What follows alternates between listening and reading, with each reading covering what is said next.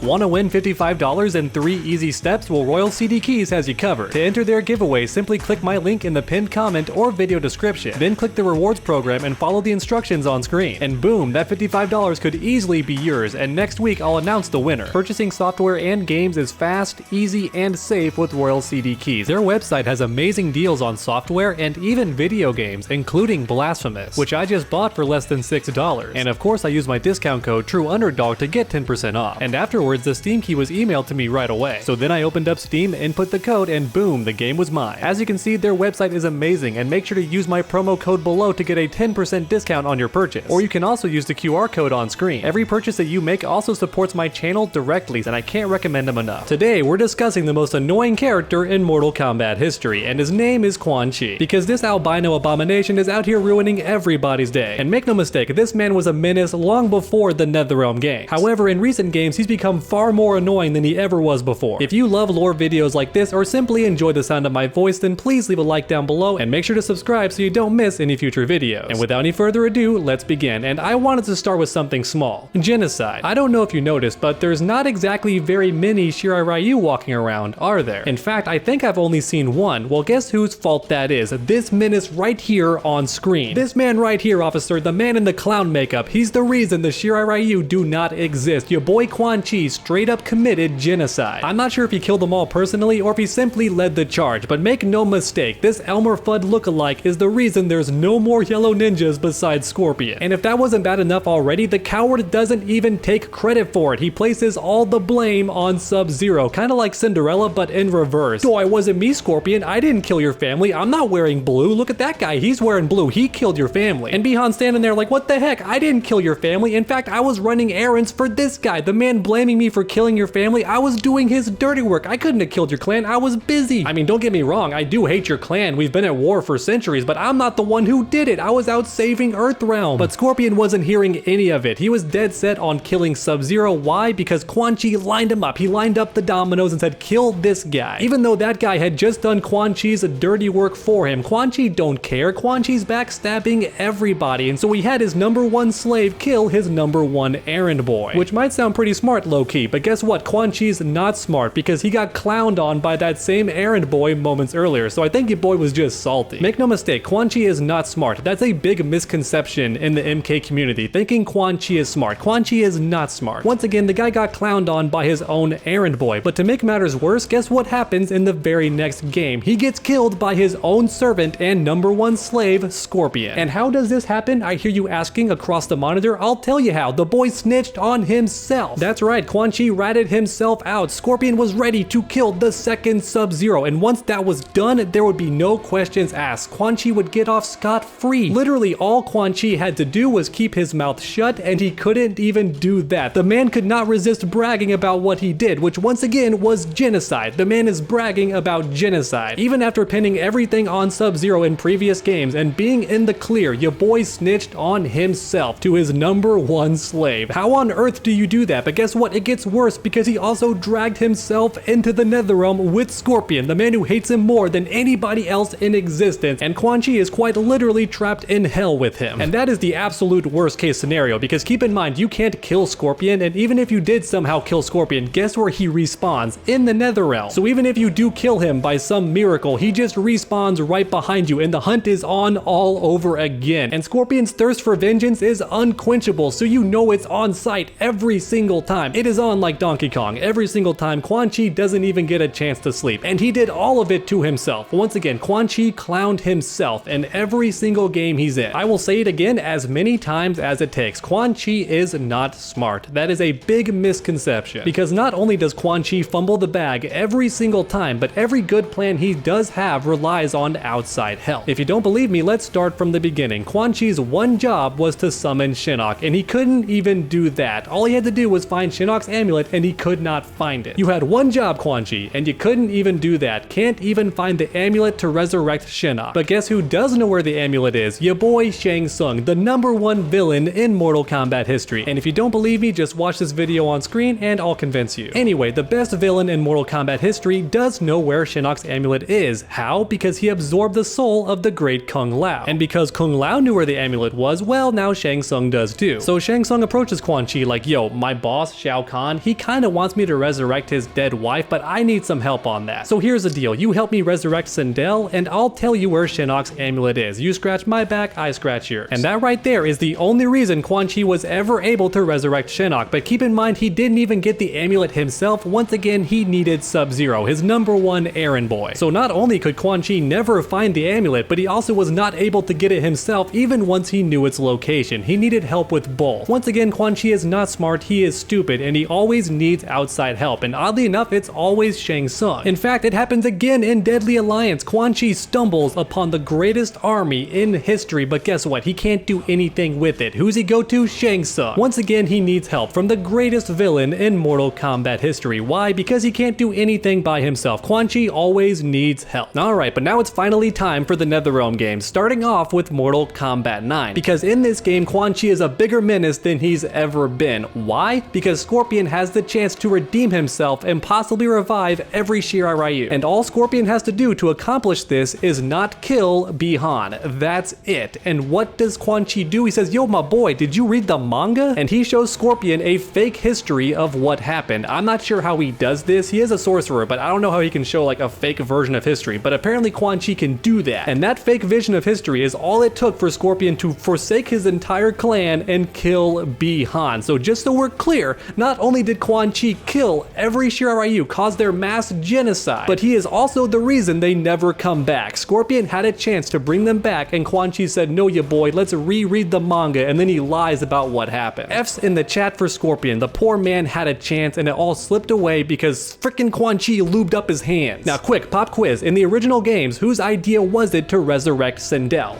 Shang Tsung, that's right, he came to Quan Chi with the idea. Not in this game, baby, not in NetherRealm storyline. Instead, it's all Quan Chi, baby. That was his plan and he did the whole thing by himself. Shang Tsung's not even in the scene. Wow, just stealing plot from other characters, Quan Chi. Quan Chi now gets all the credit for reviving the greatest MILF in fighting game history. In this game, Quan Chi does the unthinkable. He turns your boy Shao Kahn into a Revenant servant. That's right, Quan Chi took the coolest boss in Mortal Kombat history and made him into his slave. How you gonna do that to everyone's favorite villain, Shao Kahn? Unforgivable. Now, is it kind of impressive? Low-key, yes, it is kind of impressive, but still unforgivable to do that to Shao Kahn. That's everybody's favorite character. It's why he's in Mortal Kombat 11 and you're not. Even though canonically you're both dead. Doesn't matter, everyone loves Shao Kahn, they don't love you, you're out, Shao Kahn's in. But then we have Mortal Kombat X, the game where Quan Chi turned everyone's favorite characters into side hoes. That's right, the main thing that most players have issue with Mortal Kombat X is how little the main characters do in the story. Liu Kang, Kitana, they do almost nothing. They're just random henchmen. And guess what? That's Quan Chi's fault. He did that. He made your favorite characters into side hoes. Liu Kang, side hoe. Kitana, side hoe. Cabal, side hoe. Striker, side hoe. You get the idea. All your favorite characters are now side characters in the story because of Quan Chi, and don't you forget it. And look, I love the idea of evil Liu Kang and evil Kitana if they're actually a threat, but guess what? Quan Chi made them weaker than they normally were. So not only are they irrelevant to the story, reduced to normal henchmen, but they can't even get a W to save their life. I had to sit there and watch my boy Liu Kang lose to Jax. Do you have any idea how hard that was for me? I love Jax, I respect him, but defeating Liu Kang, there's just no way. That means that Jax could take Shao Kahn. I don't believe it. I'm sorry, I'm just not buying it. Once again, it's all Quan Chi's fault. He made them weaker. It's not bad enough to make them evil and give them no personality. He took that away, made them dumb, boring henchmen, but on top of that, as the cherry on top of this turd ice cream, he made them weak. He made your favorite characters into jobbers. But thankfully, story mode is self-aware because Quan Chi gets exactly what he deserves. Not only does he get stomped on by Sonya in the worst kind of way, but he also catches the ultimate L. That's right, the Master of Death gets sent to the afterlife. Does that mean he can make himself into a Revenant? Apparently not, because your boy is missing in Mortal Kombat 11. And you know what? It couldn't have happened to a worse person. Rest in pieces, Quan Chi. 2 pieces to be exact. I want your head mounted on the wall right next to your boy Shinnok so you can spend the whole day staring at each other. The most annoying villain right next to the most overrated villain in Mortal Kombat history. You two deserve each other. And look, if you're a Quan Chi fan, no hard feelings, I completely understand. I'm a Bo Raicho fan and he gets crap all the time. This video is all in good fun and I hope you enjoy. If so, then please leave a like down below. It really does help my channel out a ton, and then keep that combo going by subscribing and ringing that bell. That way you never miss any future videos. Make sure to come back next time, and as always, stay underdogs.